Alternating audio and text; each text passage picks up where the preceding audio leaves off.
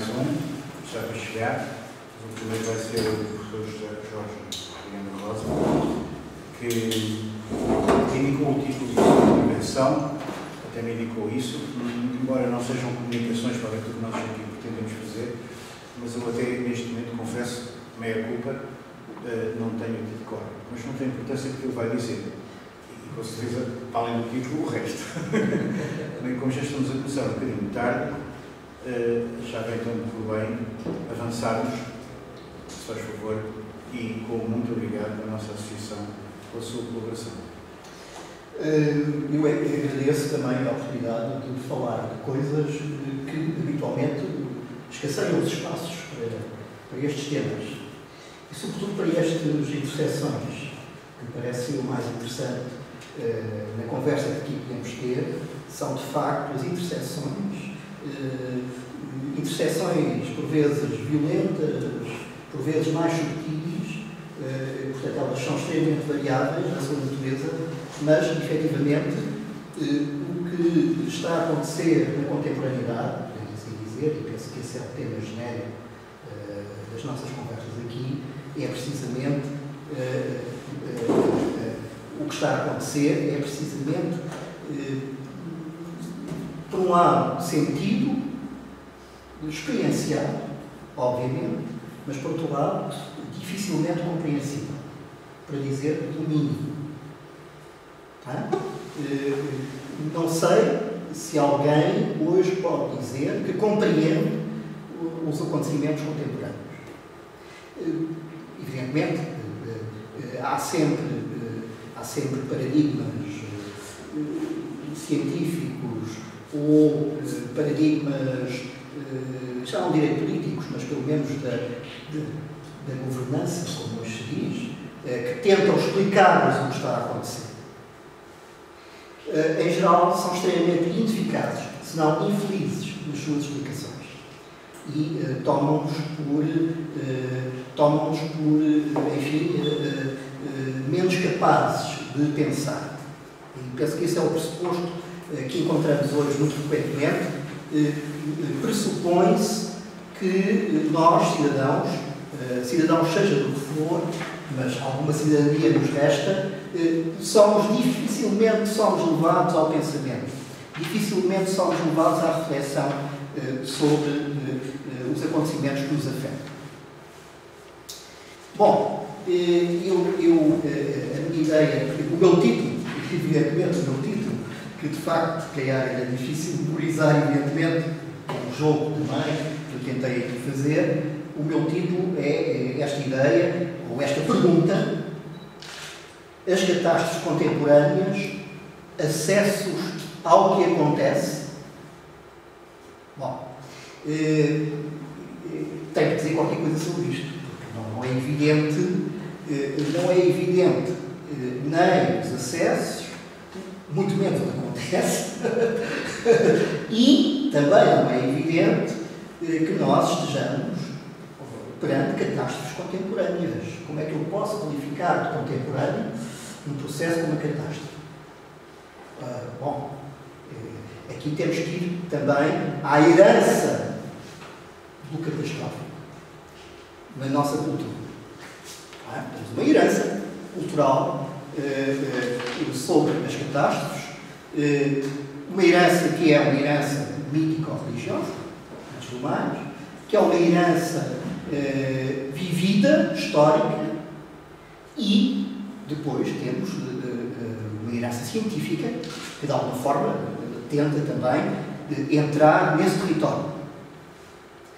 Bom, portanto, catástrofes contemporâneas. Será que os meus ouvintes detectam imediatamente que eu coloco aqui esta hipótese? Decorrem catástrofes. Há algo catastrófico que decorre.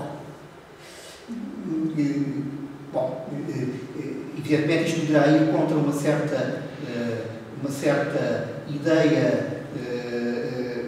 ideia pontual do catastrófico, quer dizer, o catastrófico seria, ou a catástrofe seria aquele acontecimento de alguma forma que finalizaria um certo percurso temporal, uma história, seria o fim de uma existência, seria o fim de uma situação humana, e temos desde logo, como sabem, no livro do Gênesis, o exemplo do dilúvio. O dilúvio é um acontecimento mítico.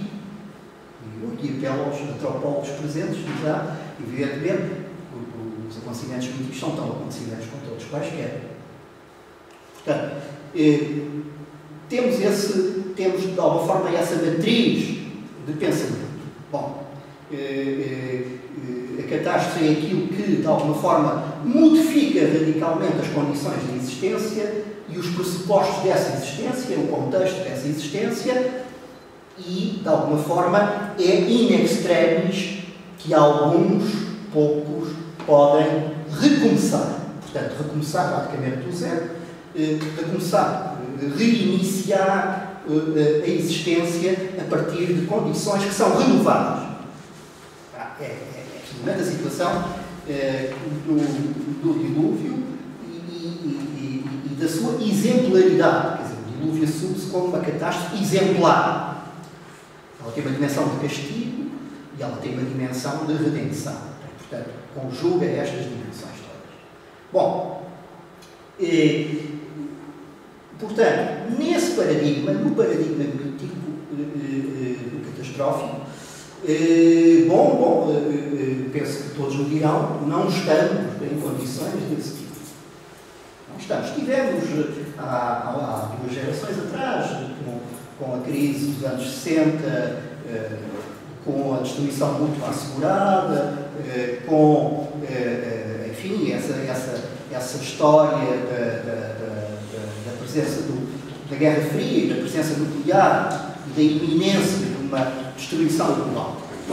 Tivemos aí, há 2 gerações, estão aqui muitas pessoas que já não viveram, portanto, esse último exemplo clássico de catástrofe. Curiosamente, há um autor, que certamente todos conhecem, Noam Chomsky, vivo hoje, que viveu todos esses processos.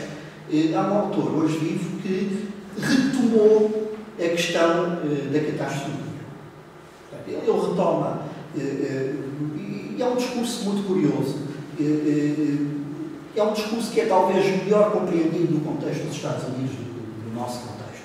Mas ele diz uma coisa muito seca e muito direta. Ele diz, bom, se a guerra nuclear não acabar com a espécie humana, compreende-se, a crise climática ou a crise ecológica acabará com ela. Então, temos um Noam Chomsky radicalmente catastrofista diante de nós. Eu penso que isto não foi um discurso que ele teve em Portugal. Isso é interessante.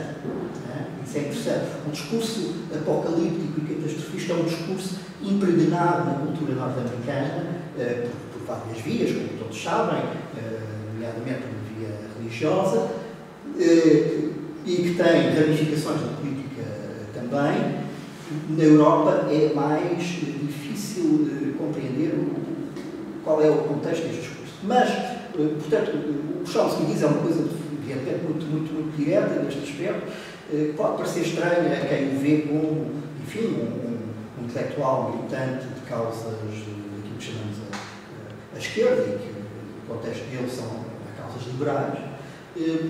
É um pouco estranho ver um discurso deste tipo, mas ele diz claramente, bom, a hipótese nuclear é uma hipótese real hoje, aliás, ela é mais real hoje do que era quando a destruição muito assegurada tinha todo um contexto quase mítico, histórico-mítico, digamos, por trás dela. Hoje há uma certa banalidade do recurso a instrumentos militares da banalização que está a fazer o seu caminho. Eu penso que é por aí que o Chomsky pega nessa questão novamente.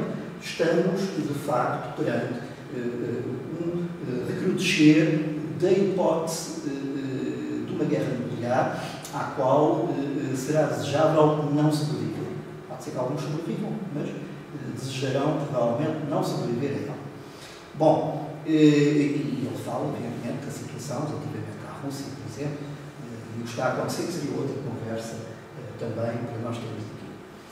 Bom, quanto à questão, mas ele diz também muito claramente, essa é um certo tipo de hipótese catastrófica, mas a outra é uma catástrofe que está a fazer o seu caminho e que o faz de um modo que é um modo muito diferente precisamente daquele paradigma diluviano da catástrofe, que é precisamente a crise ecológica, que hoje é uma crise simultaneamente progressiva e radical.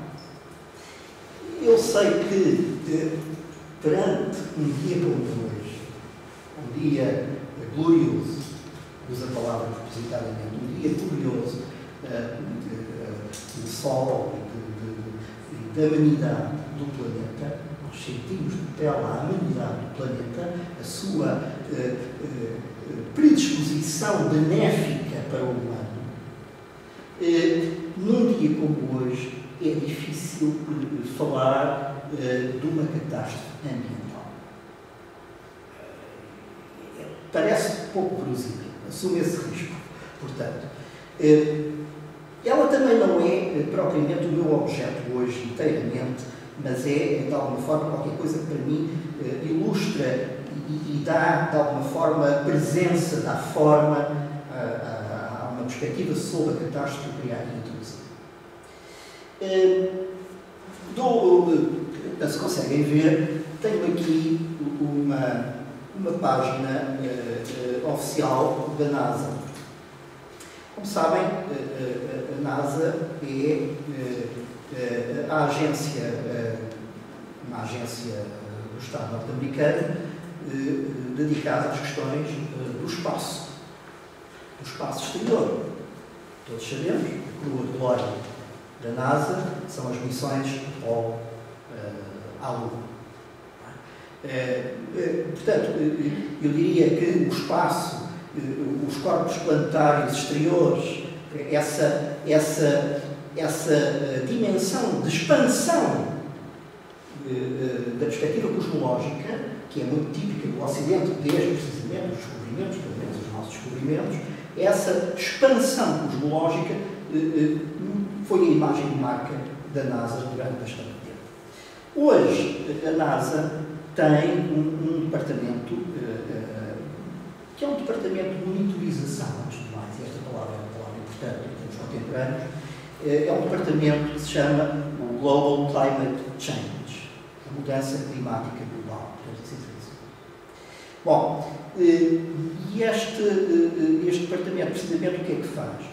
Monitoriza, utilizando recursos que só praticamente a NASA tem, porque são recursos de alguma forma, utilizando satélites, sistemas de monitorização globais, etc., monitoriza já não o que acontece com os planetas exteriores, mas o que acontece com o nosso planeta. Ou seja, o olhar nestes últimos 20 anos, diria eu, mudou de direção. Já não estamos a olhar para fora, já não estamos a olhar para o alto, estamos, de alguma forma, sob um efeito de espelho. Tudo o que nós vemos é refletido sobre nós próprios. Aliás, fenómenos como o Google Earth são exemplares desta mudança de paradigma. Estamos a olhar para nós próprios. A espacialização infinita, o sentido de espaço que se abre, não é o espaço sideral já, não é o espaço cósmico, mas é o espaço terrestre. Ou seja, como fazer do espaço terrestre qualquer coisa que pode infinitamente desdobrar-se. É um objetivo que nós encontramos em muitos dos processos técnicos do nosso tempo. Desdobrar a espacialidade do espaço-tempo, até na experiência terrestre. E, ora bem, este departamento da NASA é, de alguma forma, a utilização de recursos, que eram recursos orientados para a cosmologia, recursos que são reorientados para fins geológicos, de alguma forma, fins do que acontece no planeta. E quais são os objetos desta monitorização? penso que isso é aqui visível. Vamos ver se eu conseguir.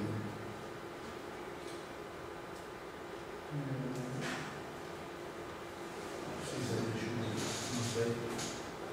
Consegue-se ver aí? Não sei se vocês querem. Estou a ver aqui. Eu vejo daqui. Cá está. Pronto, os sinais que são monitorizados são o dióxido de carbono na atmosfera, presente na atmosfera. Como sabem, o dióxido de carbono capta e faz um efeito de conservação do calor. Portanto, são partículas que, de alguma forma, têm essa propriedade, de uma forma muito simples, de conservar, de armazenar calor e, portanto, provocar o aumento da temperatura global do planeta. Depois, é monitorizado também a diminuição do gelo no Ártico e na Antártida também.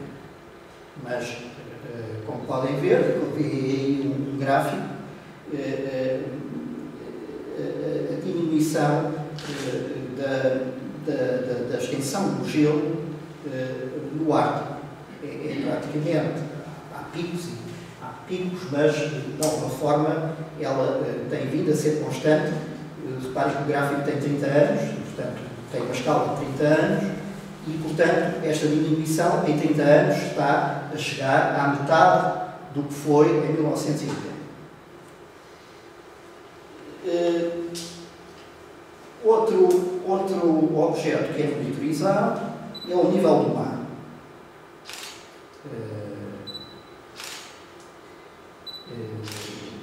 Portanto, temos também um aumento do nível do mar constante.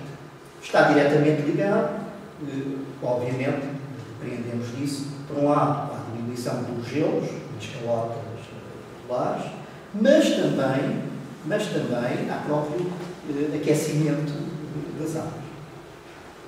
Portanto, o aquecimento provoca também uma expansão da massa, se quisermos,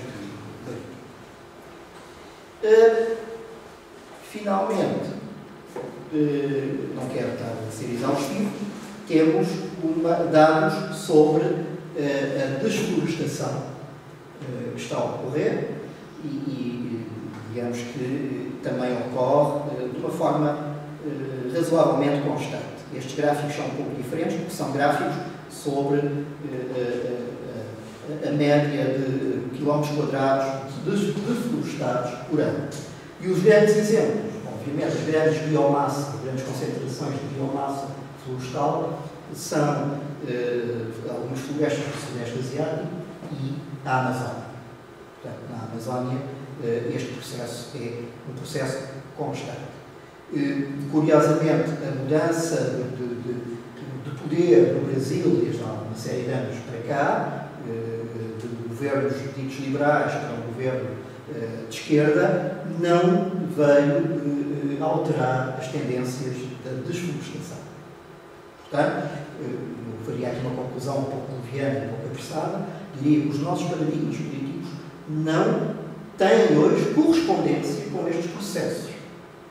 Não têm efeito nestes processos, ou não são refletidos nestes processos. Não é? Paradigma esquerda-direita, liberalismo, economia regulada, não estão a ser refletidos em indicadores deste tipo. E isto leva-me, então, à outra questão que eu queria aqui introduzir, é que se nós entendermos estes dados que a NASA monitoriza como dados que relevam de uma catástrofe, ou que relevam de um princípio catastrófico, evidentemente, em primeiro lugar, diremos o seguinte: eles são muito mais sensíveis naquilo que antes chamava de terceiro mundo do que em zonas privilegiadas do globo. E, portanto, os seus efeitos não têm sido, de um modo geral, diretamente percebidos nas zonas mais ricas do mundo, que são precisamente aquelas que têm mais influência política e cultural. Por outro lado, eu direi que esta catástrofe é uma catástrofe sem nome, se nós entendermos que dar um nome às coisas é dar isto de alguma forma também uma possibilidade de expressão política, é dar isto também uma existência política. Ou seja, direi, a catástrofe ambiental que decorre é uma catástrofe que não tem real expressão política hoje. Evidentemente, todos sabemos que há grupos políticos ecológicos, ecologistas, que há uma ecologia política e que há algumas movimentações dos governos e da ONU orientados para estas questões. Nomeadamente, em dezembro próximo, muita gente com quem eu falo não sabe isto, em dezembro próximo há mais uma conferência organizada pelas Nações Unidas sobre a mudança climática global, em Paris. O governo francês tem, obviamente, cavalgado esta onda o mais possível. Tem-se afirmado como paladino, precisamente, de uma série de objetivos, que são objetivos que têm a ver com a redução de emissões, CO2, por exemplo, e qual é o objetivo genérico, se assim podemos dizer? O objetivo genérico, neste momento, é colocar um teto portanto, na subida da temperatura global. Que esse teto não seja mais que 2 graus centígrados para além da média do período da Revolução Industrial. Portanto, o impacto da Revolução Industrial, tudo isto é medido, em grande medida, a partir do impacto da Revolução Industrial. 2 graus seria o incremento da temperatura global admissível. Evidentemente, eu aqui entro em áreas, já não sou especialista nestas áreas, repito, interessam para pensar o que está a acontecer, os tais acontecimentos, lá vamos, mas eu diria que muitos cientistas hoje consideram que este objetivo já está ultrapassado. Já está ultrapassado porque aqui há fenómenos temporais que devem ser tomados em conta. Nomeadamente, o efeito do CO2 na atmosfera tem, digamos assim, um efeito cumulativo de 20, 30 anos, portanto, há ainda uma margem para o crescimento da temperatura que pode, segundo alguns autores, chegar aos 3, 4 graus globais. Ora, um aumento de 3 ou 4 graus globais é catastrófico, literalmente, no sentido diluviano do termo. 4 graus regressamos, se quiserem, ao paradigma mítico da catástrofe. O aumento dessa natureza implica, e não sou exaustivo, mas é preciso perceber a interligação dos acontecimentos, implica desaparecimento de grande parte das zonas costeiras. Por exemplo, aqui a costa portuguesa está muito exposta, vamos ter pequenos sinais, mas nada que se pareça ao que pode acontecer. Implica uma alteração profunda ao nível da própria vida vegetal. Muitas espécies não sobrevivem nessas condições, o que, evidentemente, tem um impacto direto na sobrevivência dos animais, das espécies animais, na própria sobrevivência dos insetos e, bom, não preciso dizer, na sobrevivência dos seres humanos, no fim da cadeia. Portanto, fico espantado, e agora faço uma parte como cidadão português, fico verdadeiramente espantado e siderado e escandalizado quando nós estamos em Portugal, no período pré-campanha eleitoral, portanto, o chamado momento político, não há uma única palavra pública sobre este tipo de questões, em qualquer setor do espectro. O silêncio é absoluto. E eu que conheço algumas pessoas que estão em movimentos políticos, quando lhes falo destas questões, tenho uma reação dupla sempre. Se são, obviamente, sinceras e preocupadas, eles manifestam a sua preocupação pessoal. Mas nunca, obviamente, dão um passo para fazer dessa preocupação pessoal uma atitude política ou um discurso político. Portanto, estamos aqui perante um impasse extremamente sério. Não é? E não o digo apenas ao nível, poderia aparecer o argumento, Portugal é um pequeno país com pouco peso nestas questões. Não o digo apenas relativamente a Portugal, a própria França vive neste momento este impasse. A França, que é promotora desta conferência, vive também este impasse. Bom, eu portanto, já fiz aqui um pouco este percurso que tinha aqui também pensado.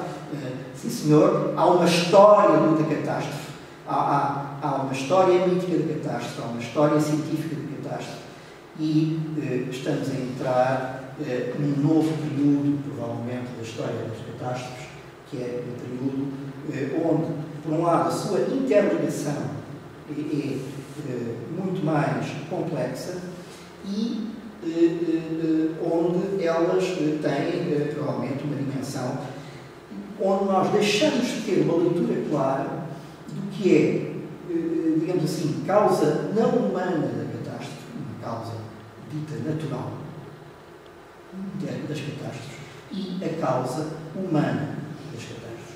E é nesta indecisão entre o humano e o não humano que passa precisamente muito os pontos de fuga da política, portanto, os silêncios do político passam precisamente nesta indecisão. Portanto, é óbvio que nós vivemos num tempo onde, filosoficamente e politicamente, estamos indecisos quanto aos acontecimentos que nos atingem. Eu acho que é a situação, se quiserem, uma definição anímica da nossa posição para os acontecimentos. Eu diria que essa posição é a posição da indecisão. E, no entanto, indecisão, obviamente, daquilo que são, enfim, os processos clássicos das coletividades humanas que elas têm de reagir aos acontecimentos. Portanto, são processos que têm a ver com o pensamento, que têm a ver com a ação deliberada, a ação refletida, a ação que se sustenta num projeto e num programa. Parece que esse tipo de ação não está já inteiramente ao nosso dispor. E, no entanto, estamos rodeados de ações. Quer dizer, o nosso mundo é um mundo de ações, de coisas que agem, de processos em ação. Ora bem, de onde é que vêm essas ações? É de facto a questão aqui que eu acho mais interessante. Onde é que elas vêm? Eu diria que as ações vêm de múltiplas vertentes, de múltiplos lugares, e têm todas uma coisa em comum, é que, de alguma forma, elas tomam o catastrófico como produtivo. A catástrofe é produtiva, diria eu. Há uma produtividade catastrófica que, de alguma forma, está a entrar nas nossas mentalidades. Diante do catastrófico, nós já não estamos na atitude clássica do terror, da prece, do desejo de salvação, mas estamos numa atitude que, de alguma forma, visa uma possível produtividade destes processos catastróficos. Embora ninguém o diga explicitamente, parece que é isso que está a acontecer.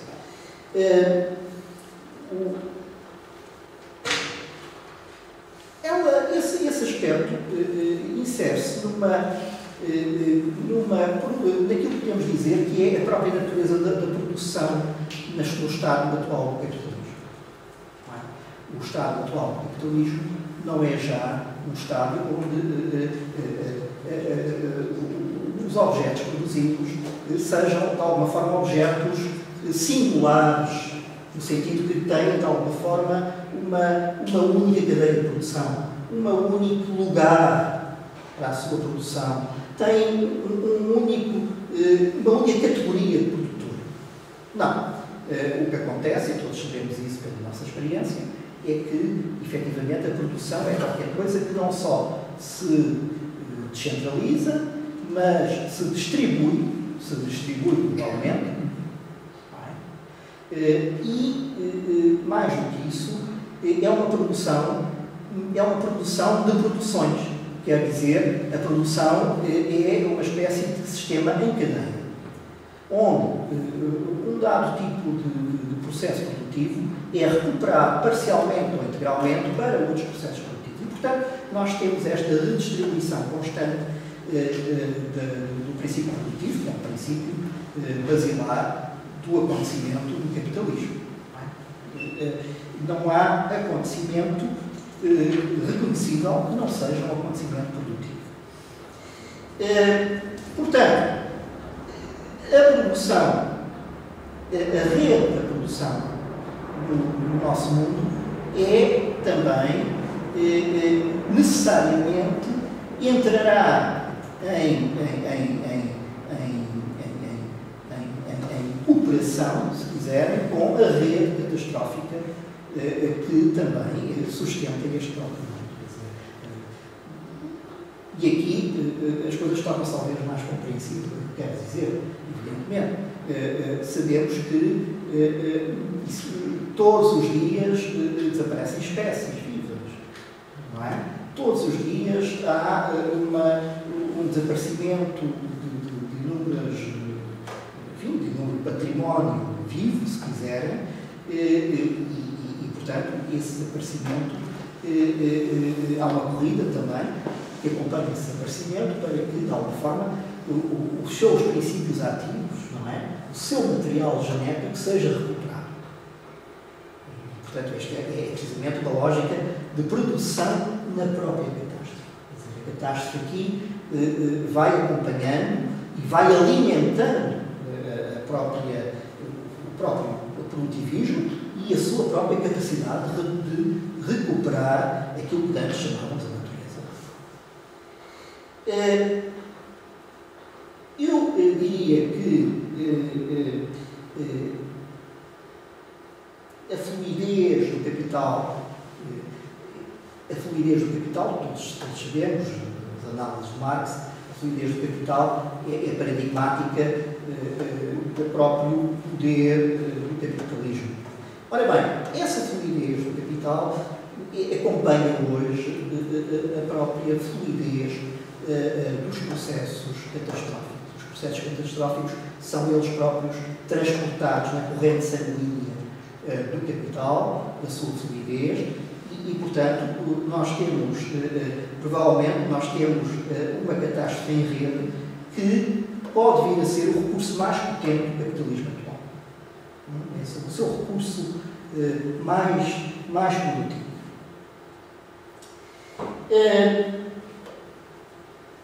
Portanto, há uma história dos acontecimentos que tem um sentido, parece-me. Evidentemente, o nosso mundo, nós deixámos de viver na pluralidade dos mundos e passámos a viver num único mundo. Este mundo único, já Nietzsche o enunciado, não é? Só há um mundo. Este mundo único é um mundo que, sendo único, é precisamente essa sua unidade que permite a multiplicação do catastrófico.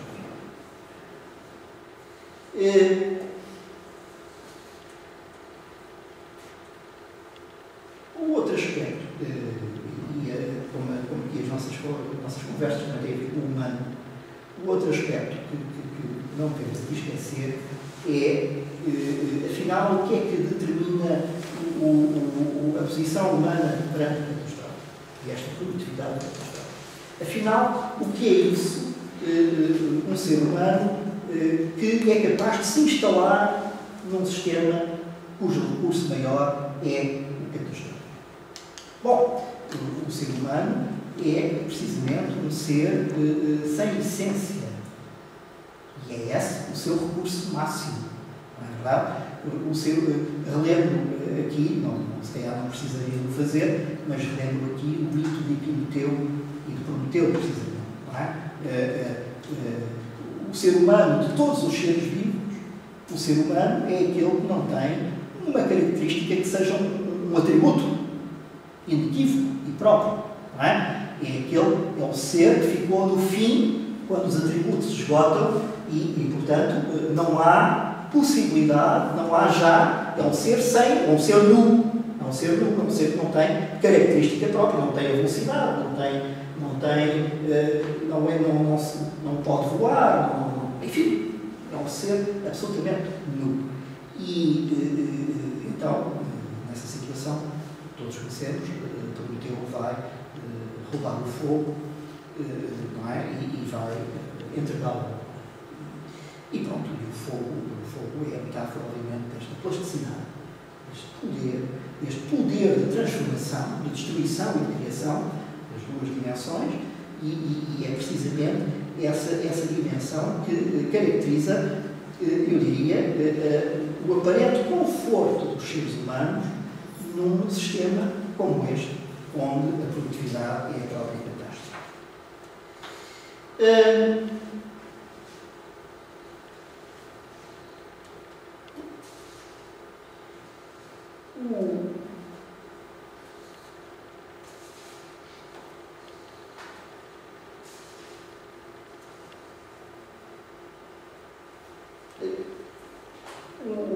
Houve um período na história política europeia, muitos aqui ainda se lembram, não sei se têm ainda algum tempo. Sim, pode ser. Houve um período na história política recente, alguns terão lembrados, ali no período em que, enfim, o Bloco de Leste já estava em crise e havia um movimento dissidente forte nos países do Bloco de Leste.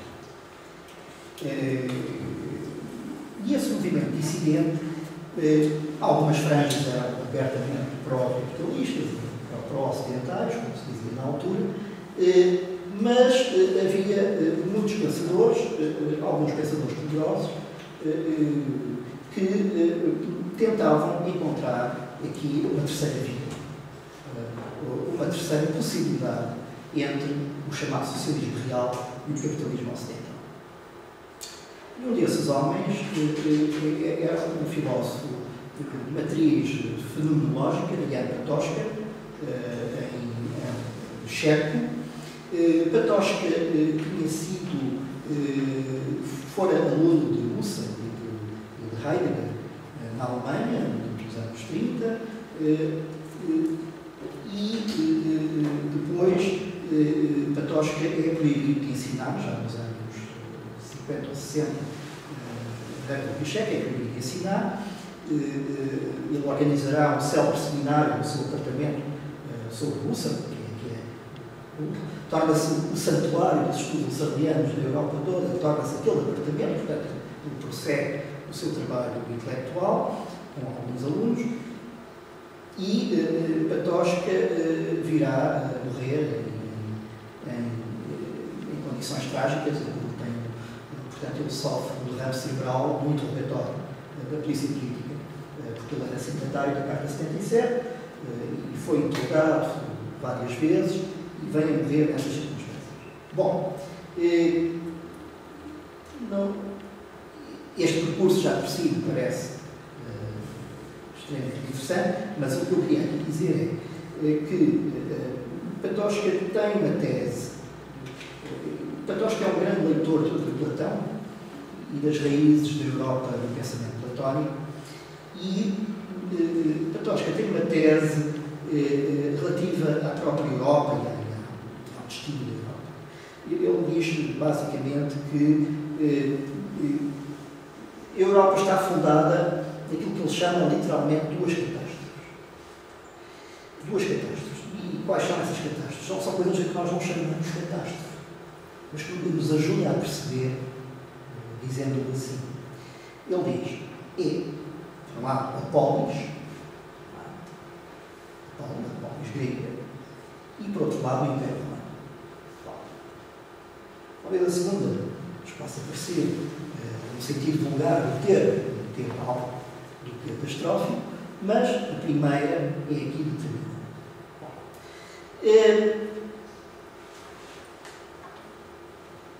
Então, podemos perceber que Patočka está aqui a pensar que a catástrofe tem um sentido histórico, que a catástrofe pode ser escrita na história, mas que ela de alguma forma, contém também qualquer coisa que mantém sempre num plano algo diverso da história, do próprio facto histórico, da própria interconexão dos factos históricos, se quiserem, da própria ideia de que a história muitas vezes pode ser séria, como dizer outros séculos. Portanto, a ideia da catástrofe contém aqui qualquer coisa que a pode redimir.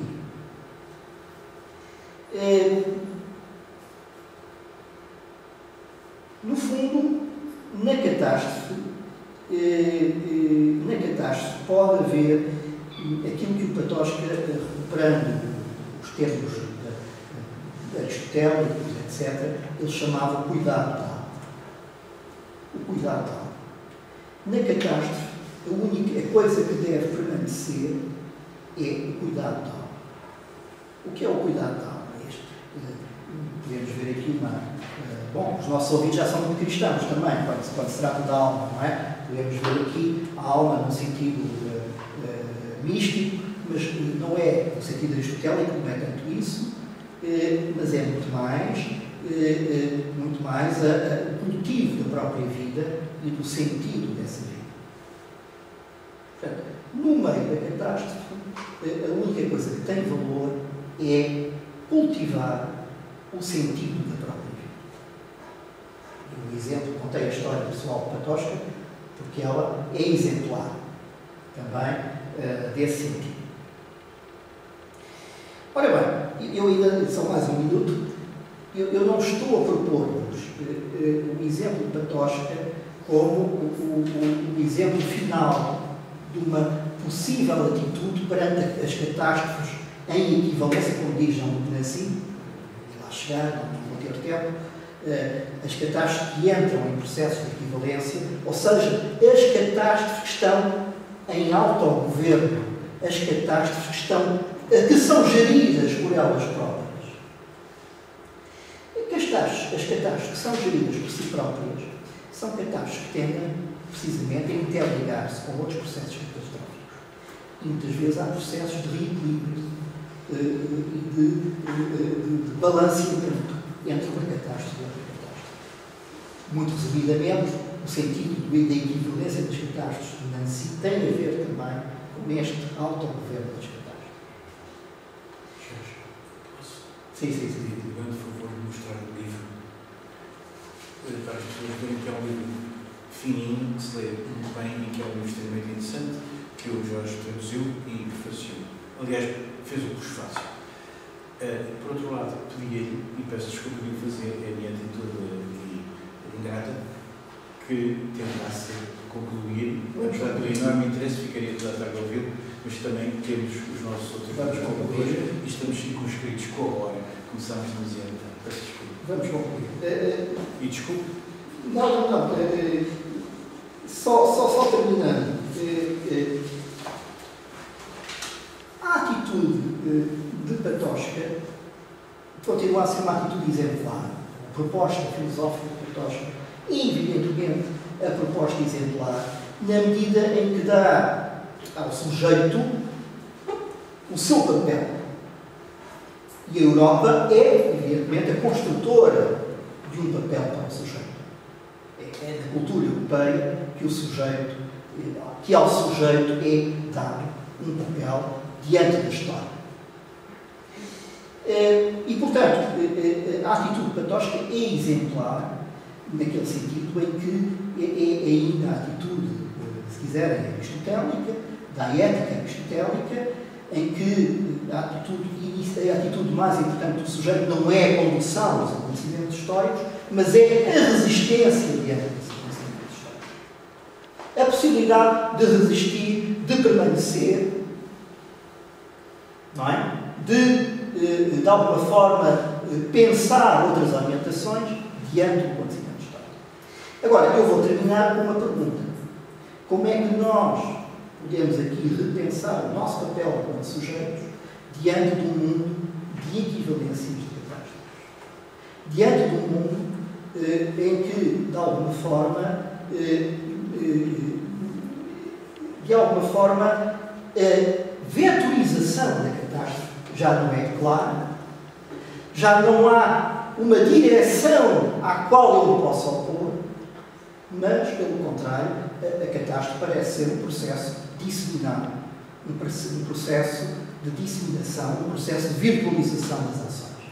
Bom, eu ficaria então com uma pergunta, precisamente, como pensar o sujeito diante das catástrofes? As catástrofes são, evidentemente, acontecimentos que estão a mudar de regime.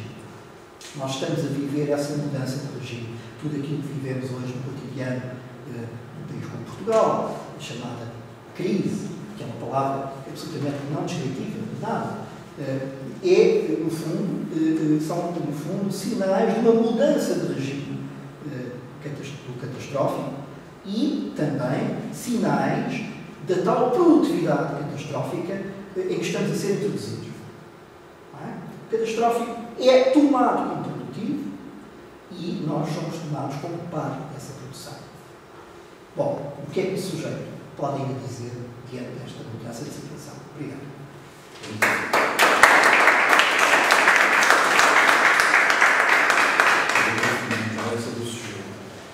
Muito obrigado. Eu então iria passar a palavra ao professor Fernando Matos Rodrigues agora, que nos vai falar sobre um tema diferente, mas lá está a dissonância, mas no fundo eu creio que a nossa sessão terá alguma consonância também, visto que nos vai falar de outro problema que nos afeta muito e finalmente depois teremos, e eu quero confirmar quero apontar o seu nome precisamente. Muito obrigado também pela sua colaboração. Então, faz favor. Eu vou só fazer uma pequena introdução e dar a palavra ao Mariano, que ele também está com pressa, precisa de sair às 4h30, e vou falar o seguinte, quer dizer, eu antes de dar a palavra ao Mariano, gostava de tocar em alguns aspectos. Eu venho cá falar sobre, e o Mariano vem nessa ótica também, sobre condição humana, ou ética e condição humana, e habitar na fronteira. Eu não tenho uma grande sensibilidade por o caráter, pela natureza apocalíptica dos discursos, nem tenho uma visão, digamos, tão alarmista como o primeiro discurso sobre a questão da natureza e do humano. Não tenho essa visão, nem esse entendimento. E vinha aqui propor 3 proposições. A primeira proposição é ser homem na natureza. A segunda proposição é ser livre. E a terceira e última é ser feliz. Eu penso que no tempo em que estamos, que é um tempo de mudança, sem dúvida,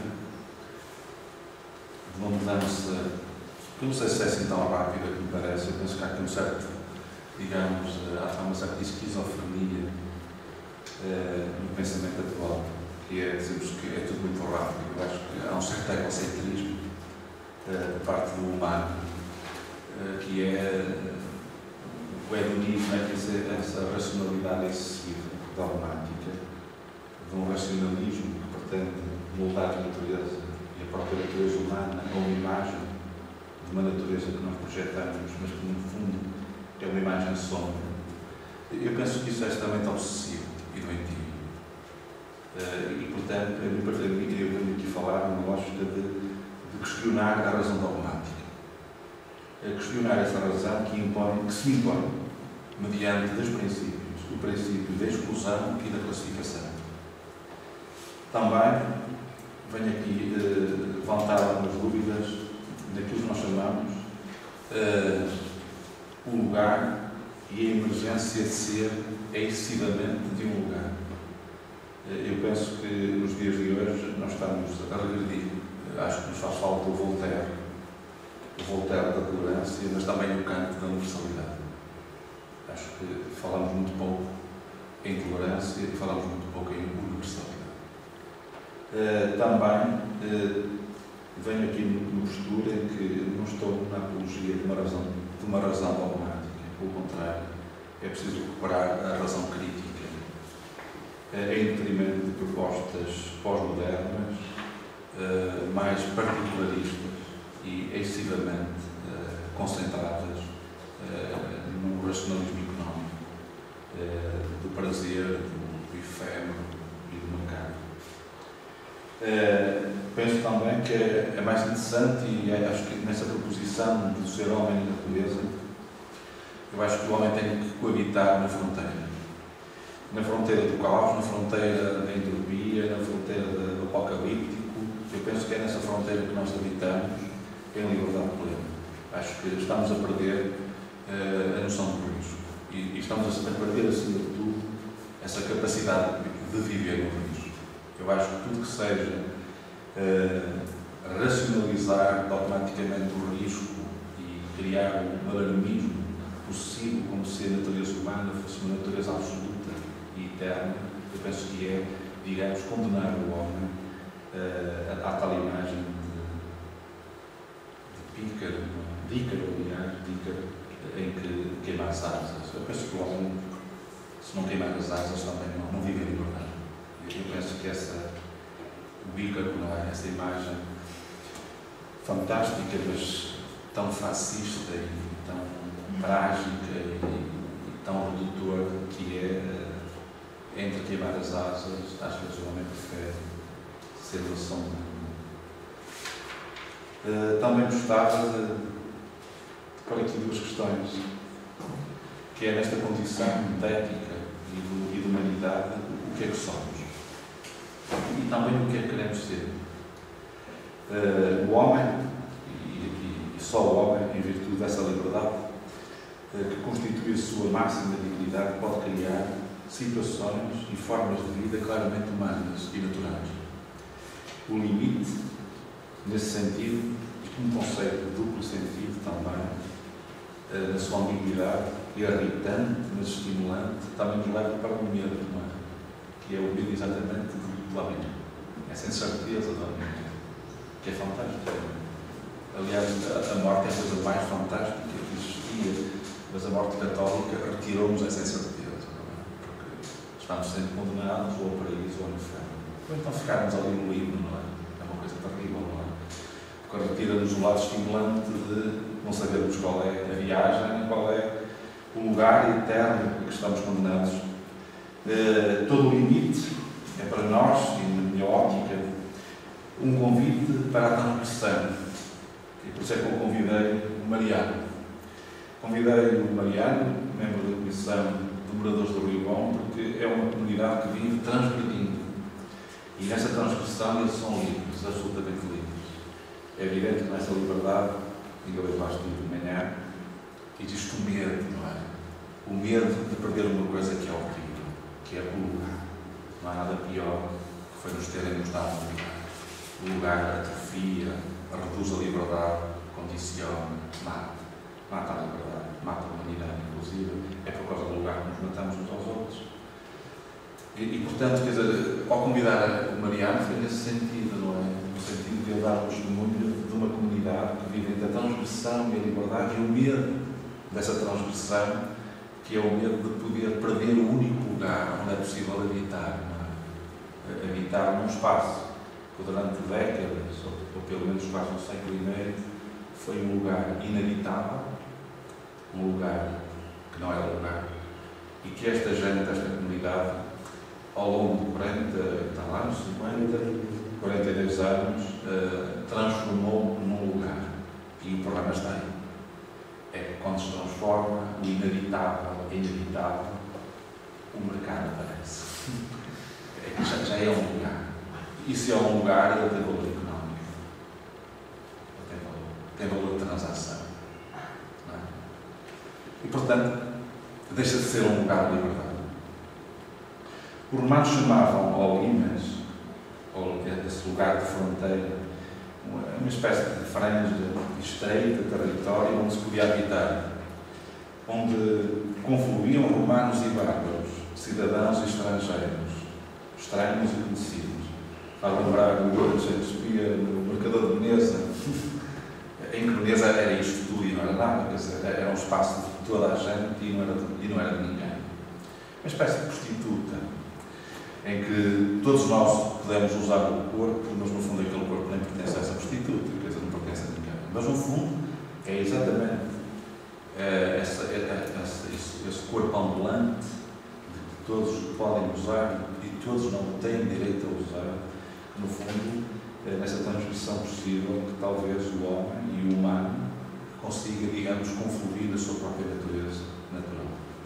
É nas fronteiras que se produzem sem fenómenos de colisão, de conflito, de mestiçagem, onde todos perdem a sua identidade pura e dura, em termos de caráter original, egrégico, natural, mas onde todos podem exatamente viver nessa pertença àquilo que Kant chamava a tal globalismo universalista, ou uma universalidade globalista.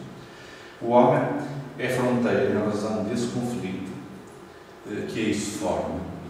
Não é nem animal, nem um Deus, nem tampouco um Deus animal ou um animal divinizado. Segundo esse sonho dionisíaco de Nietzsche, não é? Em que o homem seria uma espécie, digamos, de mundo possível, da divinidade, no fundo, seria uma espécie de tragédia, não é? O atingir a divinidade da tragédia.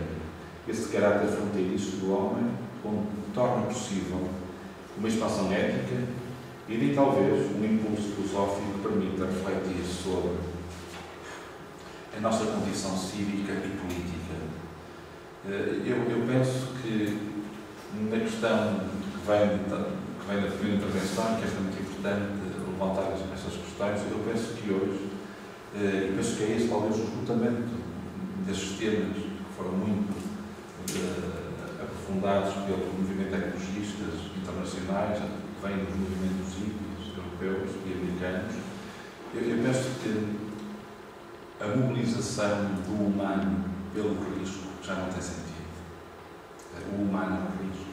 Aliás, o mito de Prometeu é exatamente isso. E, portanto, se nós queremos adquirir uma consciência cívica, ética, de que vivemos num planeta que tem limites e que tem fronteiras de uso e de exploração, eu penso que esse sentido ético e cívico só é possível se recuperarmos o homem político. Eu penso que está na altura de substituirmos o homem económico com a ideia da Média. Eu acho que há um esgotamento do homem económico. Se repararem, os discursos políticos das últimas décadas foram todos centrados nas questões económicas. O económico aparece quase como uma espécie de Deus, ou pelo menos de fazedor de sonhos, em que a economia tenta resolver todos os problemas. Isto é, nós abandonamos o político, abandonamos a política. E, portanto, o económico permitia-nos a nós o olhar para a ciência como um instrumento. O problema é que a ciência deixou de ser um instrumento e transformou-se num médium. E aquela altura transformou-se numa deusa. E esse é que eu acho que é o grande problema. E a ciência, portanto, é para nós um instrumento. Eu estou doente no homem ético. E quando nós ultrapassamos este lado utilitarista da ciência, transformamos a ciência numa espécie de Deus, uma espécie de oráculo. Os cientistas aqui, neste caso, os economistas. Também penso que vivemos numa época rodeada de falsos universalismos. Certas formas economicistas e tecnológicas de globalização que propõem e também definem modelos e paradigmas cercados por irritantes e medíocres particularismos. Eu penso que hoje nós assistimos a isso. Assistimos que os particularismos, os regionalismos, os nacionalismos estão exatamente a ser muito emergentes e, na realidade, toda a questão da identidade é uma coisa perversa. A museografia, por exemplo.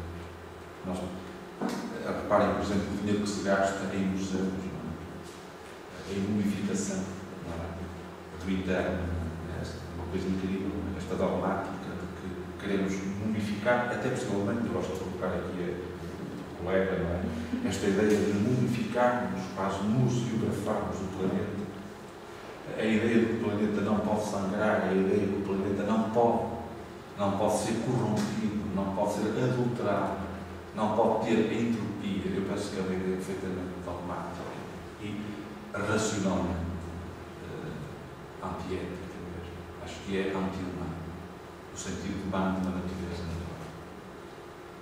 Acho que é um hiper-racionalismo sem sentido. Estamos numa espécie de casino global, de uma economia, de uma técnica universalizada, onde o local é uma espécie de santuário. Santuário dos nacionalismos, dos particularismos. E eu penso que perante estes santuários do local, não é? E vejam a relação, durante muito tempo, o local e o global, parece que só tínhamos duas categorias de pensar o universo. Perdemos toda a outra parte.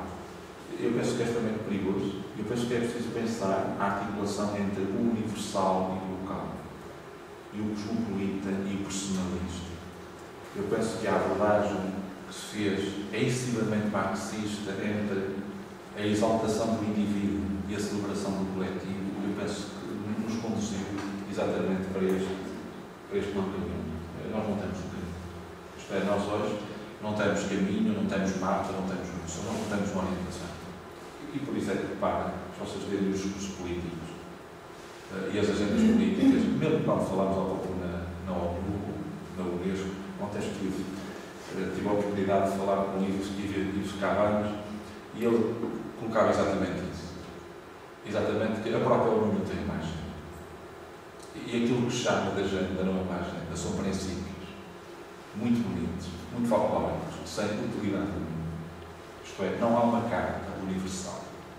Há um conjunto de adereços, há um conjunto de adjetivos, um conjunto de ideias muito repetidas, muito interessantes, mas que não mobilizam, não nos tocam, não têm sentido.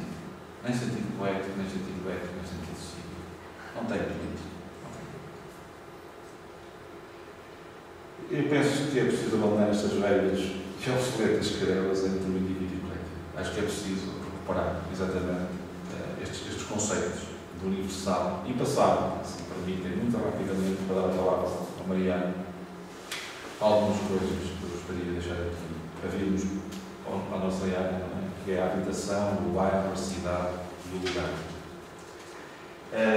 Quando nós fazemos esta passagem de uma visão mais universal ou macro, isto é, quando nós abandonamos a caverna, para citar Platão, e nos encaminhamos pelos caminhos, é evidente que caímos numa coisa que é o concreto, a realidade concreta. E na realidade, desculpando por prolongar esta repetição, a questão passa-se a esta, quer dizer, como é que se vive, o que é viver.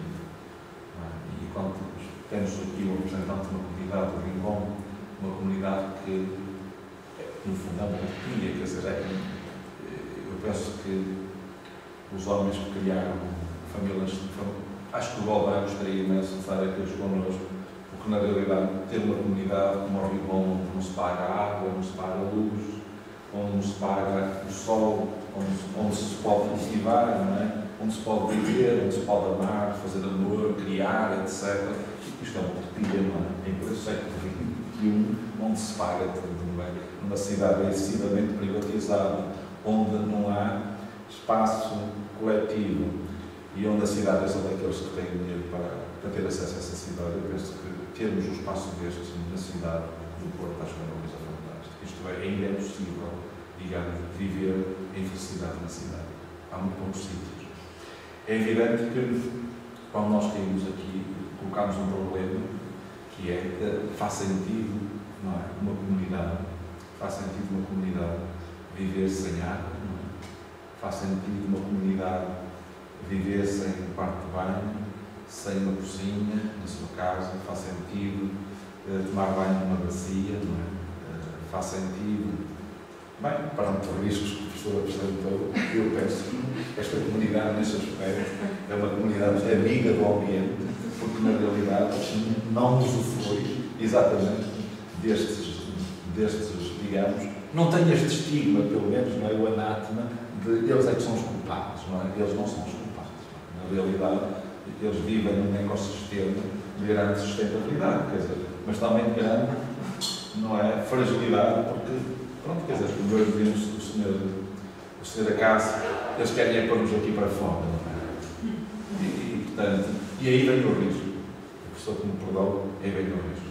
Elas qualquer dia chegam aos gajos, engenheiros, doutores, todos os filhos, e dizem assim, isto é uma zona de risco, não podem estar aqui, porque a escarpa pode não ser sólida, pode não ser estável, e portanto os senhores estão em risco, isto é, que estiveram lá 40 e tal anos, em risco, não é? Porque não tinham saneamento básico, porque não tinham luz, não tinham água, porque não tinham quarto de banho, porque não tinham acessibilidades, têm que galgar por cima de uma linha de ferro em que o comboio passa, não é? E, portanto, eles têm que passar ainda o comboio que tem direito a passar e não para, se alguém passar, e portanto é um risco. Isto é, se nós chegarmos ali à escola de São João de Deus e se não tiver a grade proteção à frente da saída da escola, nós consideramos que a escola é uma escola de alto risco, porque não estamos a proteger os meninos dos carros. Mas ter uma comunidade que atravessa todos os dias uma linha de comboio de ferro, sem nenhum sinal, sem nenhum indicador que nos possa proteger, isso já é risco. Mas a escarpa pode ser um risco. E, portanto, esta imanência, não é? Quase teleológica, não é? Do risco, eu penso que é extremamente perigosa.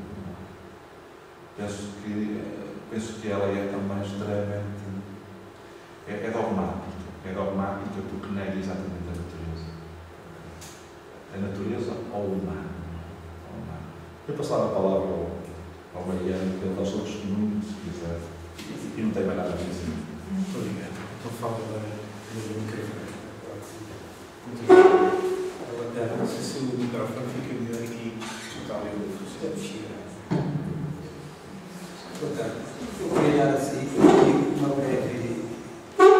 um breve testemunho, porque o meu nome pessoal é o nome da comunidade que eu represento. Eu vivo ali nas Fronteiras, pelo menos há 15 anos. Vai fazer agora 15 anos em dezembro. Mas quando fui para as Fronteiras já tinha lá pessoas que já viviam lá certamente há 30 anos, desde 1972. Entretanto, as pessoas que foram para lá, começou porque na altura não conseguiam arranjar aqui casas para viver, acabaram por arranjar um sítio onde pudessem ficar e criar as suas raízes ali. Entretanto, só que com o tempo as coisas não funcionaram como se calhar estavam a imaginar e acabaram por outro lado, porque já sabiam que aquilo era uma coisa que não era nosso, não era deles, não sabiam se tinham dono, se era da Câmara, se era tudo privado, não tinham noção de quem era o terreno, só sabiam que precisavam de um sítio para estar, para construir alguma coisa, mas estava a prever, entre aspas, nosso, esse aqui, construído com o nosso esforço. Entretanto, a vida não correu como era previsto e acabaram também com o facto de não saberem o que é que podiam, se podem construir mais, se podem construir menos, acabaram por deixar as coisas andarem até um certo ponto.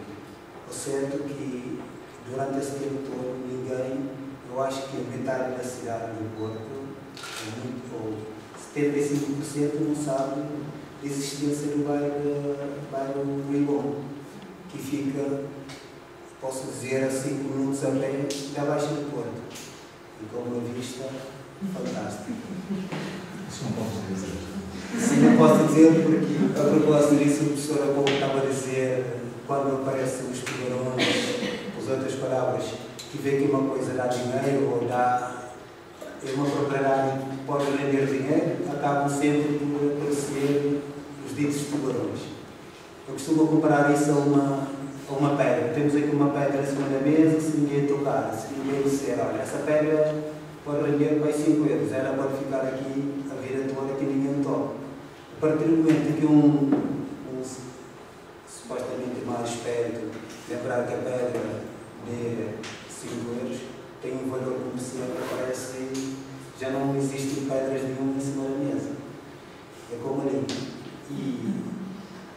coisas ali, todo mundo se esqueceu, ninguém sabia que aquilo existia. Eu digo, por mim, eu não sabia, bem, há bem pouco tempo que eu soube o nome do bairro. E já vivo lá, vou fazer agora 15 anos, há menos que um ano que eu fiquei a saber que o bairro chamava Bairro Ribon. E as pessoas dali, a maior parte sabiam que tinham noção do nome do bairro, eu em concreto não sabia.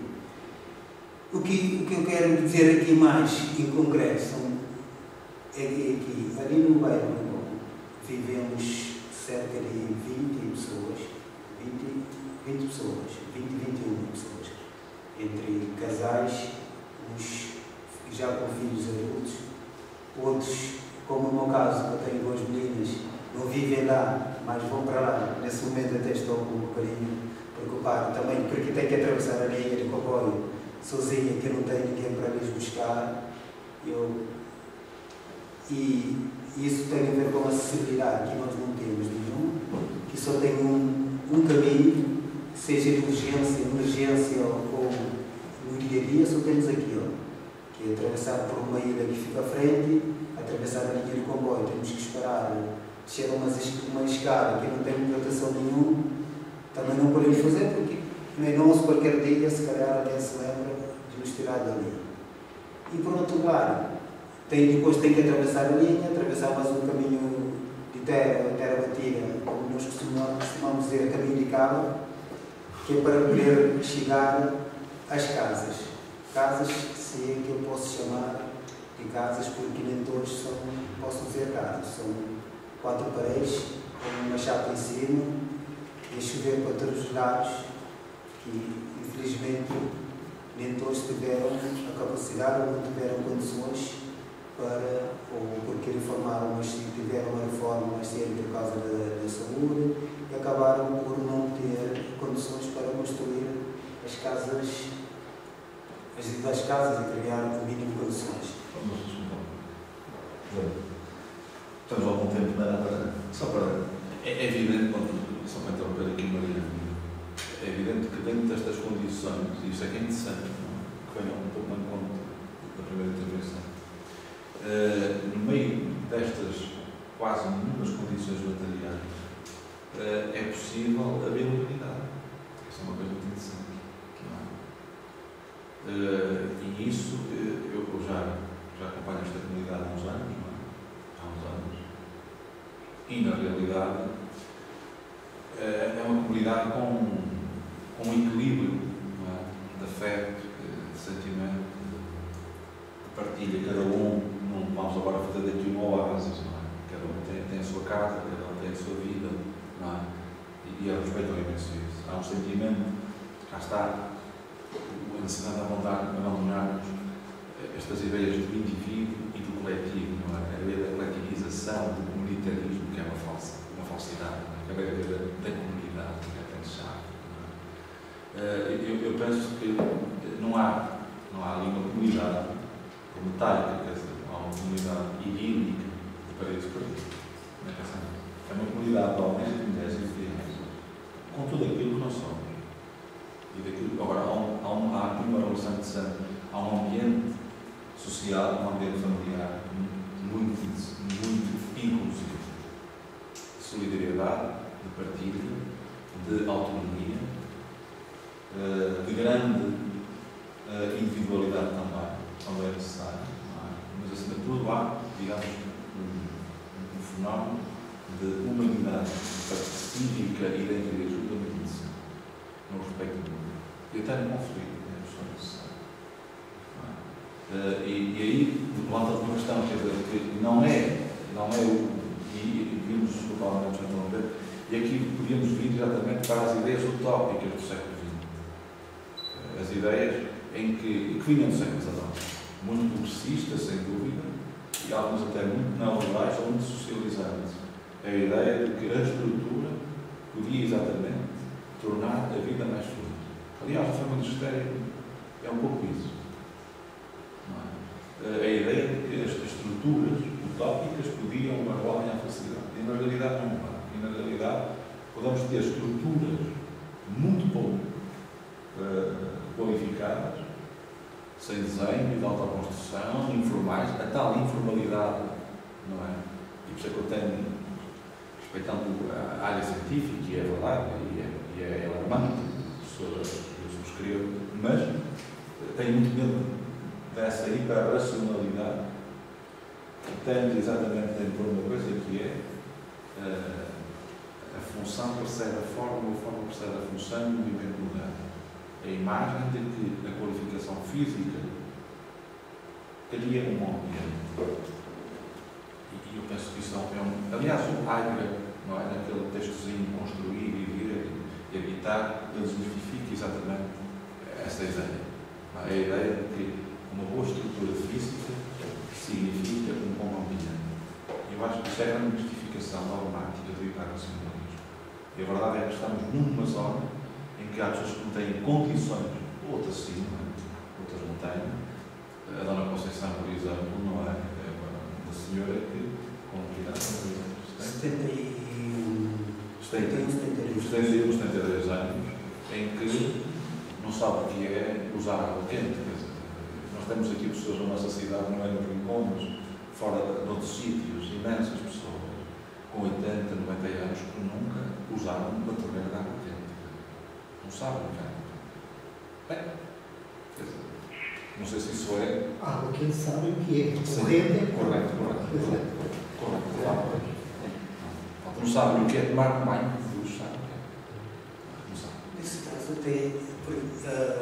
o caso da Dona Conceição, para tomar um banho, tem que sair do bairro de Rincón, andar até 24 de agosto e tomar banho ali no balneário público, por exemplo.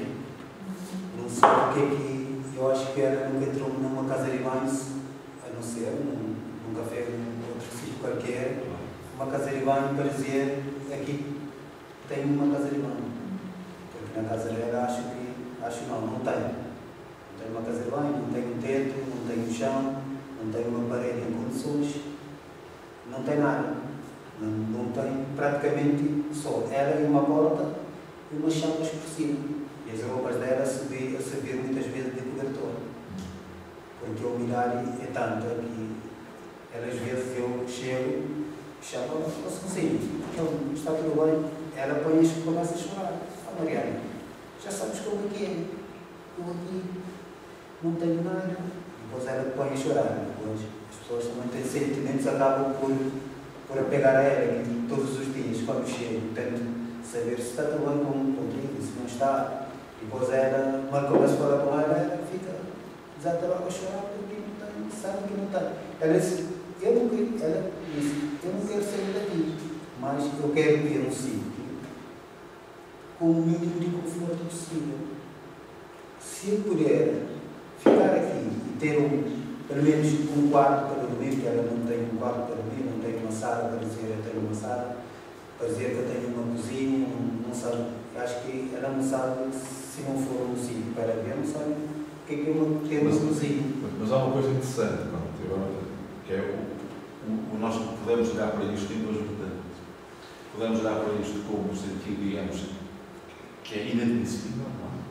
Por outro lado, a Dona Conceição, na sua vida, um grande sofrimento e muitos outros, nós estamos a falar de milhares de Conceições nesta cidade. Parece mentira, mas é verdade, são milhares. Então, eu conheço centenas de Donas Conceições. Piores que a Dona Conceição. Pior. O problema é que já encontramos muitos jovens nestas condições. Muitos jovens. A situação é mesmo dramática e não é agora, tem muito trágico. Estão prontos para mim. E na realidade, esta realidade da Dona Conceição, nós notamos uma coisa interessante, quer dizer, é possível, e quando o professor colocava na primeira intervenção a questão de Prometeu, no fundo, o tal fogo, um animal selvagem nasce com garras, quer dizer, um leão ao fim de meses agonias é quase autónomo, não é? E nós precisamos de uns anos, não é? E portanto, quer dizer, cada vez mais, exatamente, esta dependência que é terrível, não é? É isso, sim, isso é, deverá ser um drama, há uma, digamos, um prolongamento da dependência e da infantilização também dessa dependência, que é uma coisa terrível. Eu quando estive a preparar isto, estava a ler as naus, o balão de luz, e apetecia-me começar exatamente a intervenção com o texto do balão de luz, em que ele está a falar sobre um sujeito que chega ao cais de Lisboa, Soleiro, Lisboa, com um caixão às costas, não é? E o caixão é o caixão do pai. E na realidade ele não quer abandonar o caixão. Entretanto, pousou o caixão para ir para cá, não é? Para Luanda, e na realidade juntam-se um grupo de homens à volta do caixão e começam a colher os copos e a jogar as cartas em cima do caixão. O problema é quando é para meter o caixão no bar, eles querem levar o caixão ao junto do programa onde ficam as outras coisas todas. E ele não tem recalpar. Então arranja uma estratégia, não é? E lá consegue, através de uma história, levar o caixão exatamente para o quarto, lá para a cabine que foi atribuída a mais 7 pessoas. Pronto, e durante a viagem lá vai agarrar para o caixão. No fundo, esse caixão é Portugal. No fundo, é aquilo que nós somos. Não há dúvidas que este foi publicado em 1990, não é? No fundo, o Lobo Antunes, na sua hipersensibilidade, está exatamente a falar deste tema, em que alguém pagou os prémios num caixão. E pelo menos comigo vamos jogar cartas em cima dele, por enquanto, não sei se durante muito tempo, mas acho que este exemplo da Dona Conceição também não é um caixão. Quer dizer, a lição dela e de muitas outras pessoas como ela é que, na realidade, o ser humano consegue realizar-se num espaço muito pequeno.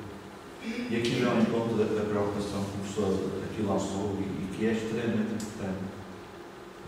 É mesmo muito importante, é estruturante, que é exatamente, será necessário, não é, consumir tanto recurso? Será necessário, para vivermos com dignidade, precisarmos de tantos metros quadrados de casa, por exemplo? Não é? Será necessário tantos metros cúbicos, não é, para nós podermos habitar? E, na realidade, eu acho que isto é uma questão que temos que colocar. Não é? A nossa cidade era uma cidade muito interessante, era uma cidade de casas pequenas e com gente muito grande. Pois, ao contrário. Temos casas muito grandes e gente muito pequena. Não é? A gente é muito pequena. A nossa cidade tem gente muito pequena. Mas temos casas muito grandes. Temos um planeta cada vez mais pequeno. Acho que isso é preocupante. E eu acho que os homens também estão a ficar pequeninos, não é? Estão a ficar muito pequeninos. E isso também, eu acho que a tragédia está é que nós estamos isto é, herdamos um planeta grande e fomos grandes no planeta. E agora temos um planeta cada vez mais pequeno e cada vez somos mais pequenos. E aí é que eu acho que esta lição da Dona Conceição e deste grupo, não é exatamente isso, quer dizer, bem que as pessoas num espaço muito pequeno e conseguem ser tão grandes. Eu estou lá, é uma coisa fantástica, imagino, e termino. E está com um grupo de pessoas que, na realidade, materialmente falando, não têm nada. E que, no fundo, conseguem ser, não é, mais ricas do que aqueles que têm materialmente tudo. É uma coisa impressionante. É evidente que eu estou aqui que isto é perigoso, este discurso. Não é? Porque o Tião António falou das Áfricas satisfeito com o heróis, não é? Dizer isto, não é? É evidente que este discurso é terrível. Porque é, digamos, um sermão, não é? Mas, na realidade, não pode ser. Isto é inaceitável que isso seja. É inaceitável. Agora, a verdade é esta, quer dizer, aquele lugar tem coisas e tem formas de viver e de habitar, mesmo até questões ambientais que eles desenvolvem. Eles têm uma economia de horta sustentável, não é? Cana-de-açúcar, por exemplo. Isto é, a grande parte dos produtos que eles usam na sua cozinha são todos lá produzidos, não é? Os filhos vêm de Lisboa e vão carregar de cebola, não é? E, portanto, quer dizer, no fundo é um programa, não é? É um programa. Eu penso que aquilo que nos falta a nós é programa. Programa sem programa. Sim, exatamente. É um programa sem programa. É isso. É isso mesmo. É isso mesmo. Exatamente. É um programa de sabedoria. É uma experiência que se vai tornar um saber, não é? As necessidades obrigam a tentar desenvolver qualquer tipo de material ou de, como costumamos dizer, o imigrante, porque a maior parte das pessoas que vivem ali, o imigrante vive muitas vezes do desenrasque. Para chegar aqui, muitas vezes não sabem em que condições é que vieram. Uns vieram, se vieram simplesmente para trabalhar, ou se vieram simplesmente porque eu tenho que ir, porque eu tenho que me safar a vida. Tenho que me safar a vida. Hoje, graças a Deus, não foi o meu caso, porque eu vim para aqui para estudar e, graças a Deus, acho que o meu etapa da minha vida já cumpri. Mas eles, tem algum deles que já passaram antes de vir para aqui, porque, que eu saiba, até 1971, a comunidade cabo-verdiana era obrigada a ir trabalhar para a Alça de São Tomé. E muitos deles já passaram pela Alça de São Tomé, como o caso do Sr. Cássio, eu acho o Didi, o Sr. Tomás, e eles já passaram antes de vir para aqui, tiveram para outros países para tentar, que eram nessa altura era obrigatório, acabaram de lá e que vieram para aqui. E mais engraçado, não sei se têm noção disso, no nosso país, na política de habitação, os brasileiros, os cabo-verdianos, os africanos, são a 99% excluídos da habitação social. É uma verdade. Estão no Porto, tiraram o bairro do. E compreende-se porquê? Do centro? Não, do centro, da Elsa. Senhor, tirando o bairro do centro, que é uma espécie de tarrafal dos oprimidos, tirando o tarrafal, que foi assim durante 12 anos de política ali e já foi atrás também das outras câmaras, em que quem se porta mal vai para o centro, que aliás já vem a transição do Estado Novo, quem se portava mal, portanto, ia para o centro e depois ia para baixo da pau. Mas, tirando o centro, em que albergou momentaneamente alguns cabo-verdianos ou africanos e alguns ciganos, não é? E há sérias dúvidas porque é que foram para lá alguns ciganos, inclusive. Há quem saiba muito bem porque é que foram, não é? Há, digamos, um espaço de punição, Tirando esse espaço, não há um único africano em nenhuma área. É uma coisa muito. E em Lisboa, exatamente diferente. Nem brasileiros. Tanto é que para ter o cabo-verdiano, para ter direito a uma casa, uma habitação social, independentemente do tempo que vive aqui, para viver bem 50 anos aqui, se nunca tiveram uma nacionalidade portuguesa, nunca vão ter uma casa, um bairro social, mesmo que tenha descontado 40 anos, a descontar, que 41 acho que é o limite para o desconto para a segurança social, nunca vão ter essa oportunidade, esse direito, por pior que seja a condições que essas pessoas vivem.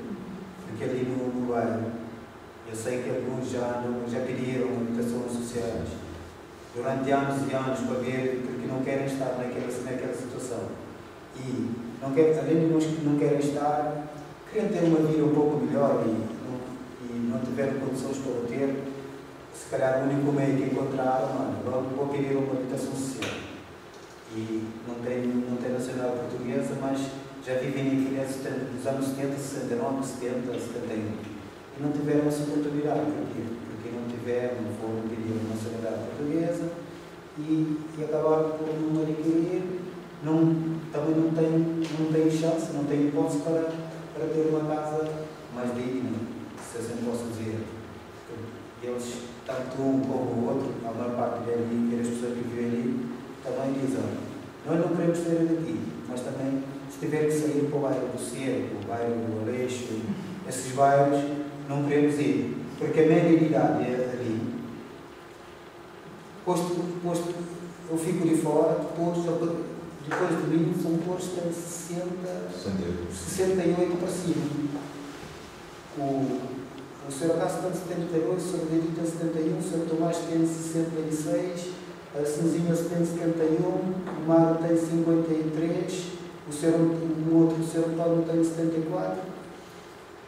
Depois dessas pessoas, já estão todos informados, O terreno deles não pode fazer nada, também não tem condições para isso.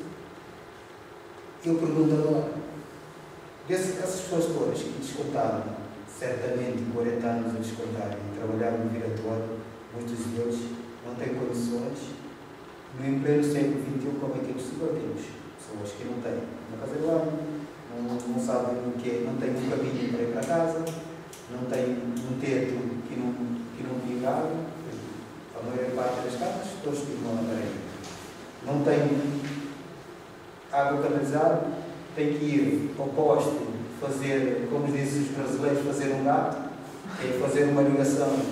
Depois, o incrível é que todos sabem, nunca se preocuparam, porque eles não têm água, mas eles deixam que eles estão ali depois do dinheiro com banho e ninguém se preocupa. Ali não passa o turista vê lá de baixo, estão preocupados com a ver as pontes e dar as fotografias, não olham para a direita, nem olham para a esquerda. E assim fica. Os anos vão passando e certamente, se não fizerem nada, os que têm os direitos, se não se fizerem nada, as pessoas vão ficar ali, vão morar ali, vão acabar por morar ali, não tem um bombeiro que vai ao bairro, porque não tem acesso. Quando acontece uma coisa, eu pego aqui, o outro que tem um bocadinho de mais força pega do outro lado, levamos até a rua Gomes Freire, que é para ali sim, o senhor dos bombeiros, o INEM, é que tomam conta, porque não podem ir para o bairro porque não conhecem o caminho, também é difícil lá chegar.